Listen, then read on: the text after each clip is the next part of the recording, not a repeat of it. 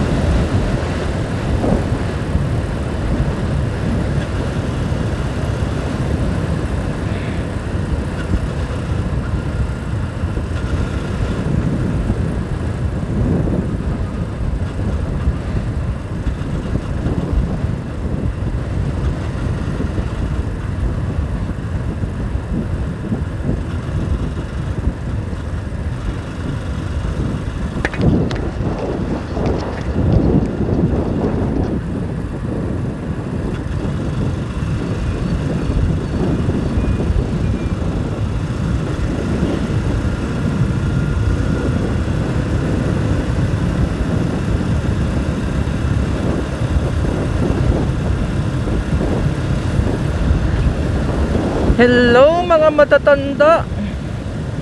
Hulaan nyo kung saan tayo pupunta.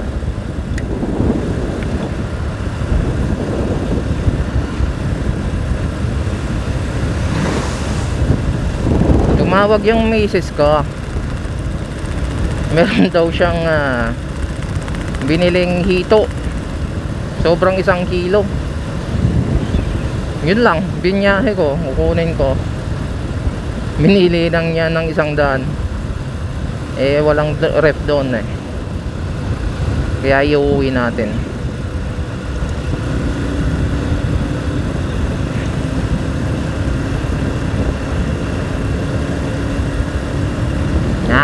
Hindi ako nag-gloves, malamig. Wala pa akong jacket. May init rin pag ano eh, jacket tapos ano, raincoat. Dapat sweater lang. Kasi parang normal pa rin ang pakiramdam ko eh. Pag nag-gloves ako, kasi hindi na ako lalamigin pag naka-raincoat ako. May gloves ako dyan pero nakakatamad. Saka nagmamadali na rin ako eh, kahit di ko na kinuha. Sabi ko di ako mag-gloves. Tapos nung lumarga na, sana all tambay. Araw-araw yung tambay mga tol. Dito lang sa ano, sa Pugo. Boundary ng Pugo at ano, Tubao. Papuntang Agogo. Araw-araw yan tol. Kung wala dyan, nasa kabila.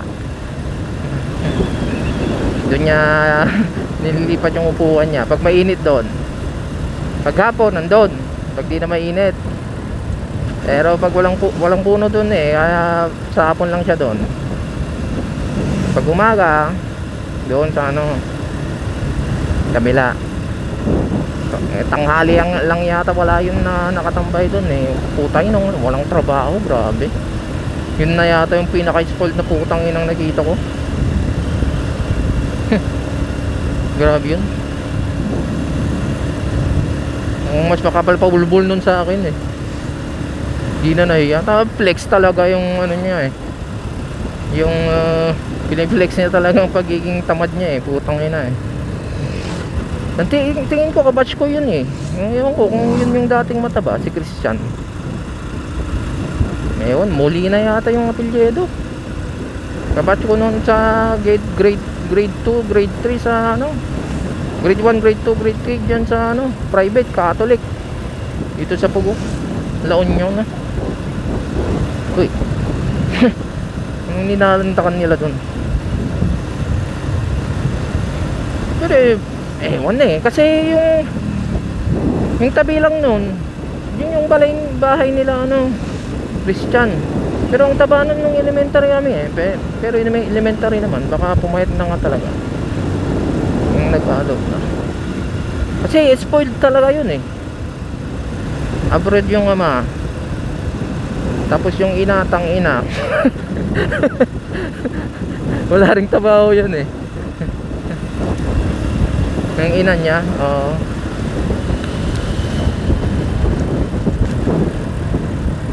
Pero di ko nakikita yung ina niya. Patay na yata eh.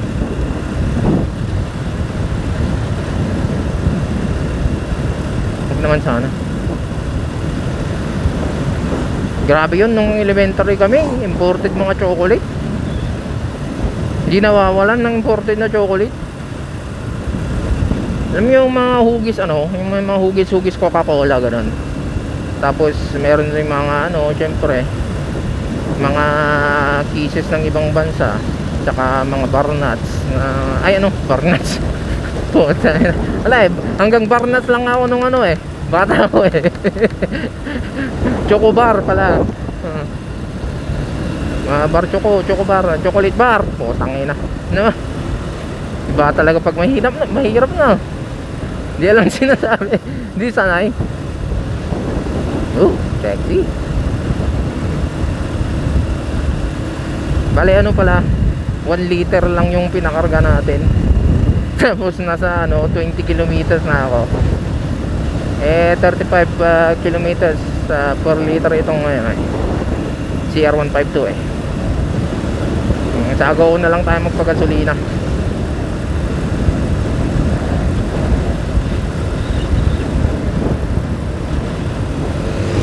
Yung hito nga palang kukunin natin na ano yun, higit daw 1 kilo.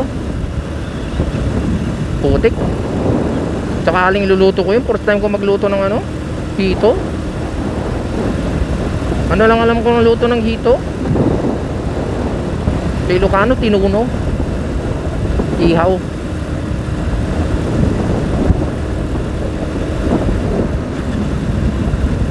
Pala pagkani kayo ng Baguio, tapos gusto nyong pumunta sa Ilocos, dito kayo dumaan. Walang iba.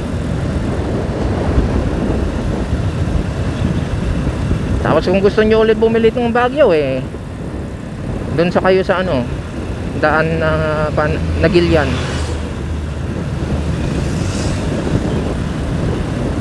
Kung naman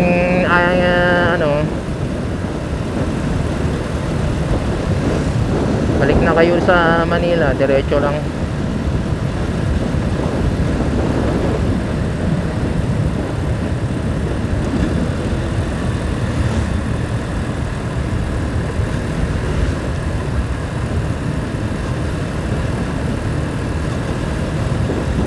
Ba't kaya mga tol, ano, no, pag ano, summer, yung iniisip nating puntahan na long rides, di natin pinupuntahan. Tapos pag bumagyo, pag tumagal yung bagyo, yun na. Sayang, pupunta na lang sana ako, sinasabi natin. Tapos ngayon pag tumitila ng ulan, iniisip natin, ako, pag tapos tong bagyo, talagang pupunta na ako doon. Sabik na tayo. Pero pag natatapos na yung bagyo, putik, parang tinatamad na naman tayo. Parang ano, lalo na sa mga ganitong motor, mga nakakangawit, kakangawit upuan, kakangawit hawakan, i-drive.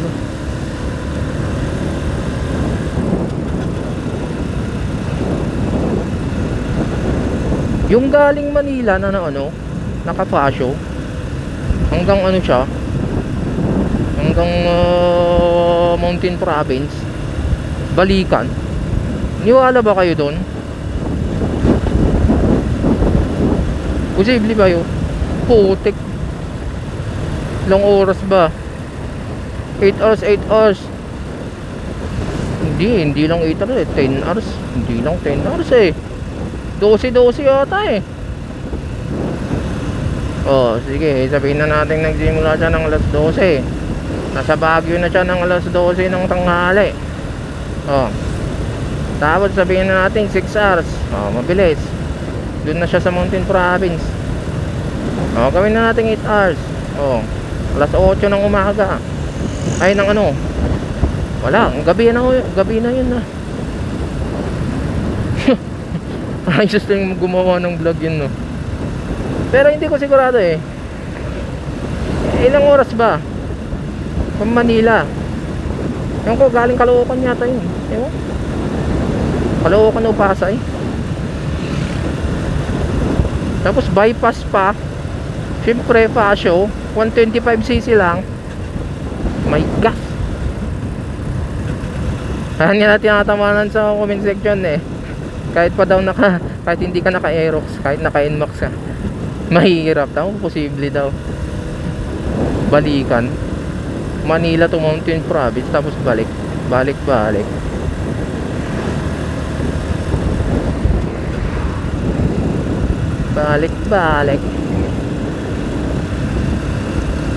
Yung CR152, madalas lang tinatakbo ko dito. Ganito, 50-50.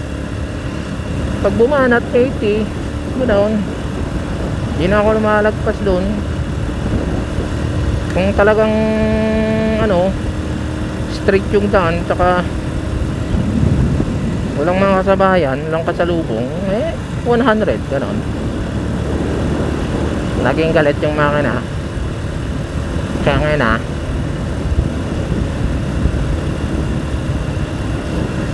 sinong nagsusugal sa inyo? Ako, never.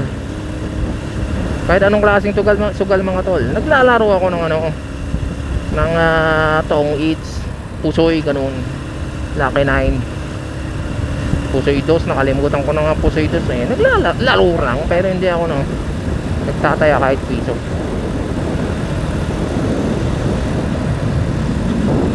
Yung waiting, minsan lang ako tumaya eh. Loto, wala pa. Waiting 5, tumaya ako 5. Bata ako, sabi daw mananalo. Tapos lang hindi ako nanalo, sabi ko, hindi na ako tatay, hindi naman pala ako mananalo eh. Hindi naman pala talo yan, ganun mindset ko nung bata pa ako. Minsan mo lang akong madismaya, ayoko na la, lalo na sugal yan eh.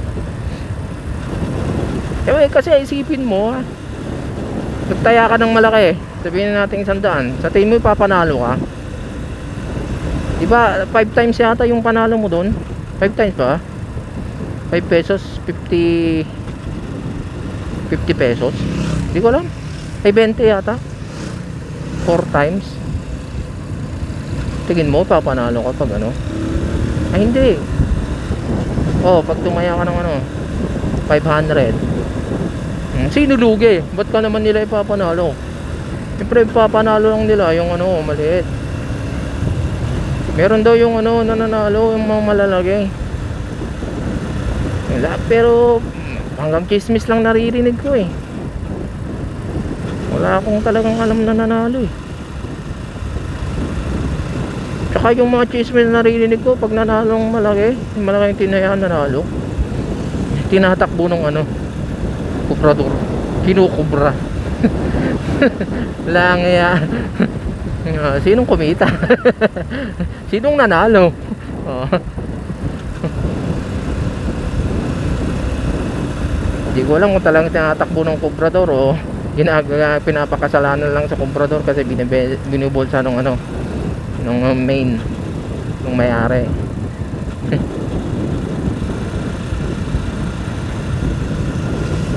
Siguro nga minsan pinapanalo nila yung ano, tumatay ng malaki kasi isipin mo naman, hindi minsan walang nanalong malaki eh hindi sila mananalo, ay hindi sila maniniwala.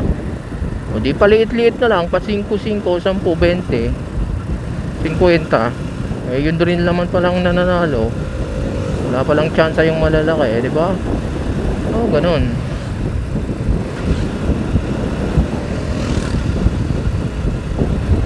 Nako, ang lamig tol. Kahit man lang raincoat, chinakit mo. Lamig kaya. Ang tinatakbo natin 27 kilometers na. Pag na mula sa amin hanggang sa Agoo, nasa ano yun eh,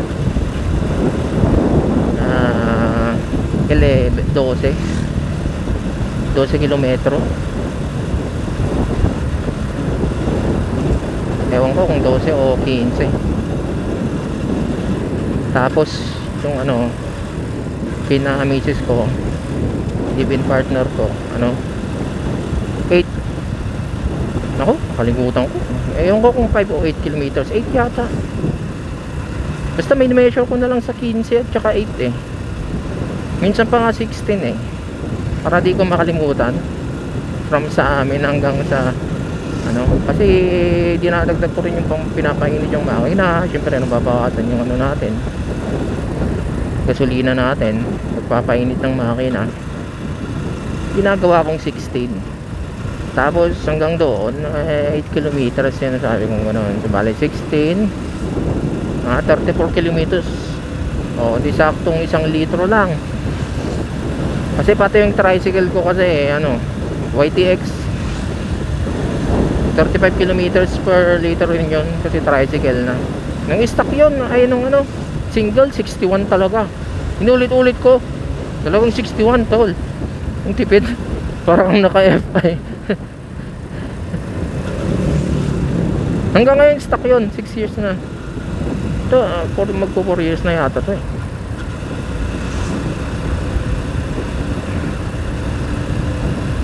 Stock lang yun. Kaya di ako na mga problema. Never ko ginalaw yung carb nun. Kahit yung sinasabi ng patubig-tubig, di ako naniwala.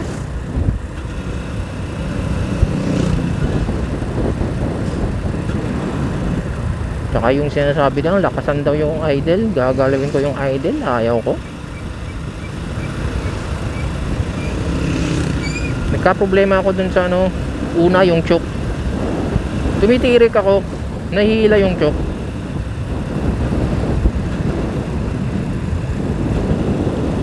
Kaya pag kabili nyo yung YTX, ibahin nyo yung position ng choke. Tapos pati yung throttle cable na problema rin ako nung nagwa-wild. Straight nyo. Kasi yun eh, buhol-buhol pa dun sa ano nya eh, sa dito eh, sa baba, sa T-post, buhol-buhol pa eh. Eh ang short na nga ng mga cable ng YTX eh, buhol-buhol pa. Pag ganon. Kaya straight nyo lang.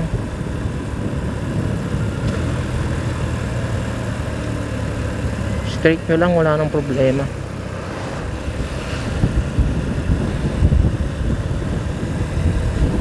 Tapos isugad nyo yung ano dito, yung adjuster dito sa throttle. Sagad nyo yung adjust pa clockwise doon, tapos dito sagad nyo. Ba, YTX review tayo ah. Ito naman sa CR152, yung carb nalunod. Tumirik talaga ako. Nagpahila pa ako sa tricycle kasi kahit ano lang, ano no, Felix screw lang wala pa ako. Tapos yun, yung floater mababa mataas mababa, basta nalunod, kaya in-adjust yung floater. Bayad ako 70.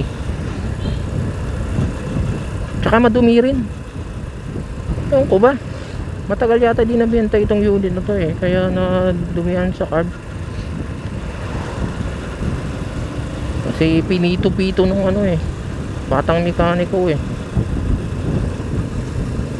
galing pa sila sa sa San Pascual. Alam niyo yung sa dyan sa sa Tubao, yung isang daanan papuntang Baguio sa Asin, sa San Pascual, yung Anduyan Bridge. Nagbike sila, mountain bike, hanggang San Pascual daw sila. Kaya nung nagpaayos ako sa kanya, hapong-hapo.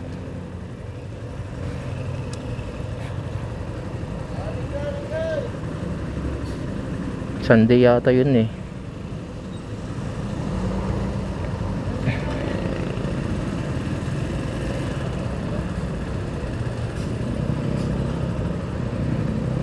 Yun lang naman naging problema ko dito. At saka ito yung throttle rin pala, masyadong mahaba yata. Kasi late yung response kaya hirap ako mag rev match. Pero tinuruan naman ako sa grupo, in-adjust ko rin, sinagad ko rin. Pero kahit sinagad ko, medyo lang naman, medyo late pa rin ang response. Pero ayos na, nakapag rev match na ako. Pero kung minsan talaga na dadalawang rev match ako bago pumasok yung ewan ko kung yung third gear yata yun. Gasolina ba 31, 35. Aabot to.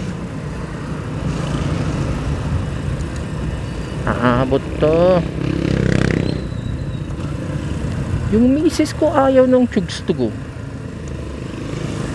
ayaw niya yung walang sauce, di daw masarap. Gusto yung may sinasawsawan. Bali, yan ba talaga ang mga babae? Siyempre mahilig silang sumusaw. Nasanay, kaya yun lagi ang gusto. Joke lang. Kaya sa na tayo, sa Baliwag. Half chicken lang tayo kasi hindi ko natanong kung may niluto siyang fish na naman. Pag ganitong tagulon, daming isda Balawag. Ano nga lang tayo, client parking only. Okay. Dito ako client, sa Baliwag ako client, kaya dito ako magpapark. Tingnan natin.